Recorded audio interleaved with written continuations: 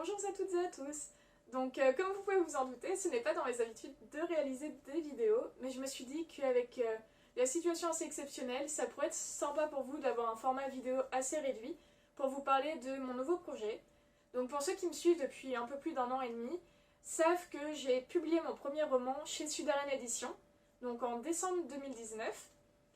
Et aujourd'hui, je vous retrouve pour un tout nouveau projet qui est un projet en auto-édition. Et ceux qui sont abonnés à mes réseaux sociaux ont pu voir la couverture passer la semaine dernière. Ce nouveau projet s'intitule Les Gardiens des Mondes. C'est une trilogie que j'ai commencé à écrire l'année dernière qui se déroule dans un univers science-fantasy. Donc la science-fantasy, c'est un mélange de science-fiction et de fantasy. Pour vous dire quelques mots sur ce premier tome, vous allez suivre les aventures d'Aimée Clayton, qui est une jeune femme assez solitaire et intrépide, et qui rêve de devenir gardienne des mondes. Donc pour vous dire quelques mots sur cette profession-là, elle est propre à la planète Aphatis, donc la planète d'où elle vient, et l'objectif est de former un petit groupe de personnes chaque année pour qu'ils deviennent gardiens des mondes. Un gardien des mondes doit se rendre sur les 3 autres planètes de leur système, qui sont Athion, Kolia et Eyama, donc Eyama comme le titre du premier tome. Ils vont devoir accomplir des missions différentes et se spécialiser également. Nous avons 4 types de gardiens des mondes. Nous avons des personnes qui vont se rendre sur ces planètes pour chercher des approvisionnements, ça peut être des fruits, des légumes, des objets magiques.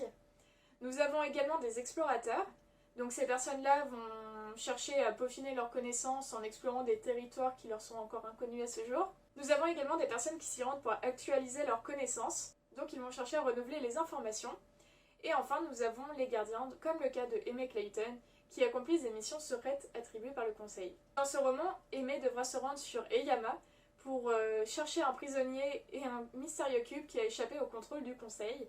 Et elle ne le fera pas seule parce qu'ils la mettront en binôme avec un jeune homme qui s'appelle Marcus. Seulement, comme je vous l'ai dit tout à l'heure, Aimée est une personne assez solitaire et indépendante et elle ne va pas forcément aimer travailler avec quelqu'un. Et vous pourrez voir très rapidement qu'il y aura des difficultés qui se mettront en travers de leur chemin. Et au-delà de ça, ils vont également arriver sur un territoire où il y a de nombreux conflits géopolitiques entre différents clans, et ils vont devoir essayer d'accomplir leur mission tout en passant au travers de ces différents obstacles. Il y a également quelque chose que j'ai essayé de mettre en avant dans ce roman-là, c'est la différence entre la planète d'origine d'Aimée et la planète dans laquelle elle se rend. Donc il faut savoir que Aphatis, la planète dans laquelle elle a grandi, est une planète qui prône les nouvelles technologies, la science, alors qu'Eyama n'a pas du tout évolué de la même manière.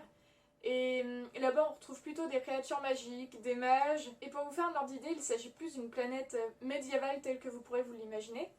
Pour finir, il y a un dernier point à savoir sur ce roman, c'est que les gardiens des mondes se rendent sur ces planètes sous couverture, dans le sens où le Conseil leur attribue des missions qui peuvent être jugées comme de l'exploitation, et ils ne veulent pas déclencher de conflits avec d'autres planètes. Et c'est pour cette raison que quand les gardiens se rendent sur Eyama ou sur Kolia ou Athion, ils doivent porter les attributs de ces planètes-là, dans le sens où si par exemple ils tirent à l'arc là-bas ou qu'ils utilisent l'épée, ils ne peuvent pas venir avec une arme à feu parce que ça serait complètement contradictoire avec la société dans laquelle ils vivent. Pour passer maintenant aux informations de base de ce livre, il faut savoir que j'ai longuement hésité pour le prix que j'allais y mettre. Mais vu qu'il s'agit d'un roman en auto-édition et que je pouvais pas non plus faire un prix trop bas pour pouvoir rembourser les frais que j'ai déboursés, et que je ne pouvais pas non plus faire un prix trop haut parce que ce n'est pas mon objectif non plus de ruiner les personnes qui veulent me lire, j'ai décidé de mettre ce roman au prix de 18 € en format papier et à 6 € au format numérique. Donc il faut savoir qu'il s'agit d'un roman de 360 pages exactement, donc il devrait faire à peu près ça d'épaisseur. Je ne l'ai pas encore reçu et il devrait pas tarder à arriver. Pour la distribution, il faut savoir que vous pouvez le trouver sur différentes plateformes, donc Amazon, Fnac, Cultura. Vous le retrouverez également en commande dans toutes les librairies de France. Vous pouvez également aussi le commander sur le site de BOD. Donc BOD, c'est les personnes qui m'ont permis d'imprimer ce livre et d'avoir accès à cette distribution assez vaste. Et enfin, pour terminer, vous pouvez également vous les attribuer par mon biais. Et du coup, pour finir, ce roman-là va être disponible le 1er mars 2021, donc dans un peu moins d'un mois. Et pour ceux qui sont intéressés de l'avoir au format papier, vous pourrez retrouver un questionnaire en description.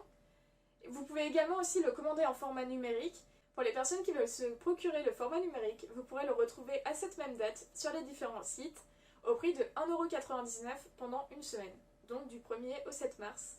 Il faut savoir que je bosse sur ce projet depuis un long moment et que je suis vraiment heureuse de pouvoir vous le présenter aujourd'hui et je suis impatiente d'avoir vos retours.